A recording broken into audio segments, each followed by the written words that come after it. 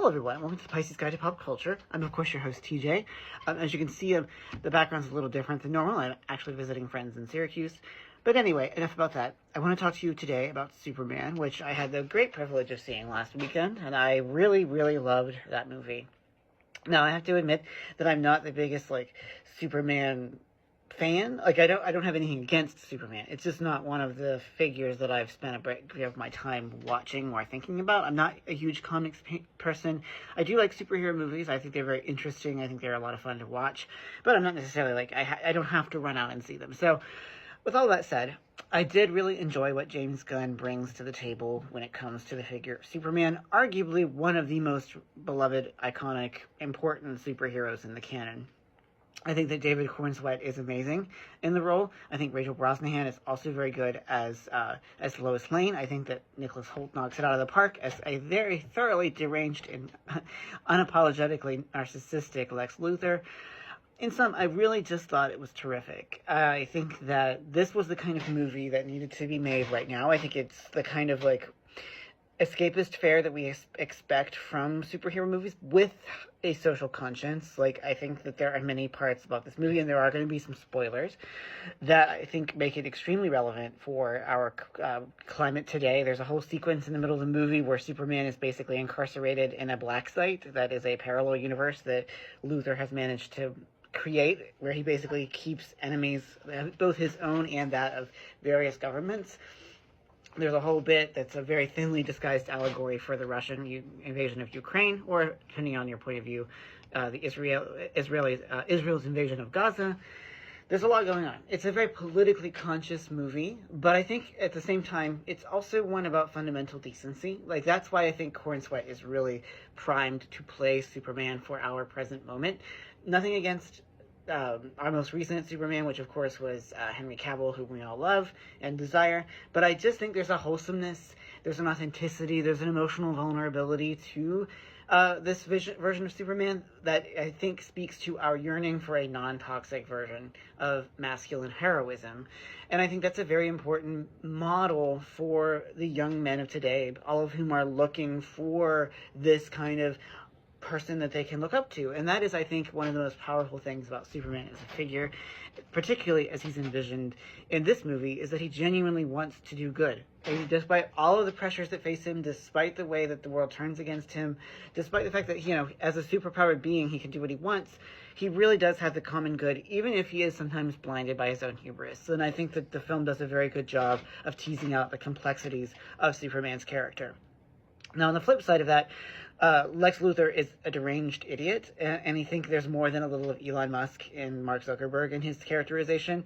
Holt is always brilliant when he plays these kind of absolutely unhinged people who are so up their own ass they can't realize how stupid they are. And I think that's just a brilliant skewering of the tech bros and billionaires who really do think they're all that, but are in fact quite dumb when it comes down to it.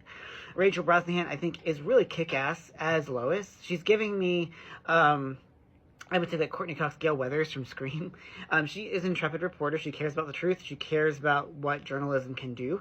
And that, too, is one of those things that I think makes this film very particular and very pertinent to the moment in which we're living, in which we all need journalism to sort of help us understand the world, but increasingly that's exactly who is failing us.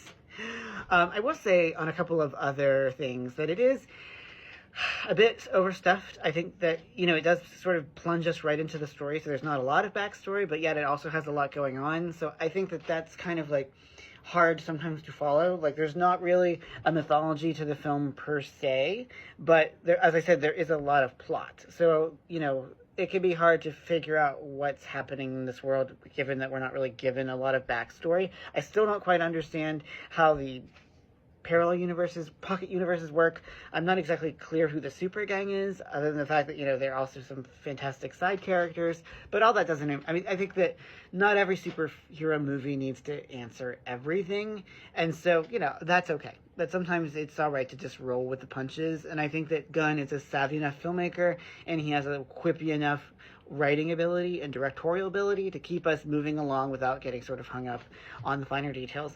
So I overall thought this was a terrific piece of action cinema. I do think that it is a nice sort of reboot of the DCEU, which has really struggled to make a substantial splash or lasting impression on the popular consciousness. And I hope that this film, which engages with so many important questions and features such remarkable performances, does make us think, expect a little more of our superhero movies. I love Marvel movies, and I think that, like some of the recent ones are unfairly criticized. But I also think that Marvel can be a bit cookie cutter-ish.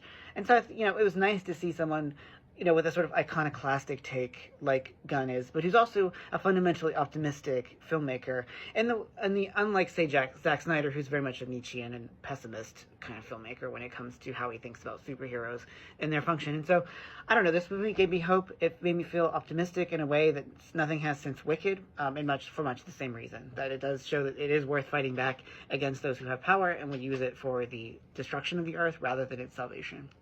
So, in other words, this movie gets the Pisces Guide to Pop Culture seal of approval. I do hope that you'll go see it. Like I said, it's a terrific superhero movie that I very much enjoyed. Now, I do have a longer written review at my newsletter, omnivorous.substack.com, so if you'd like to hear more of my thoughts on it, check it out there. But for now, I'll just say that it gets my seal of approval. I loved it. I may even go see it again.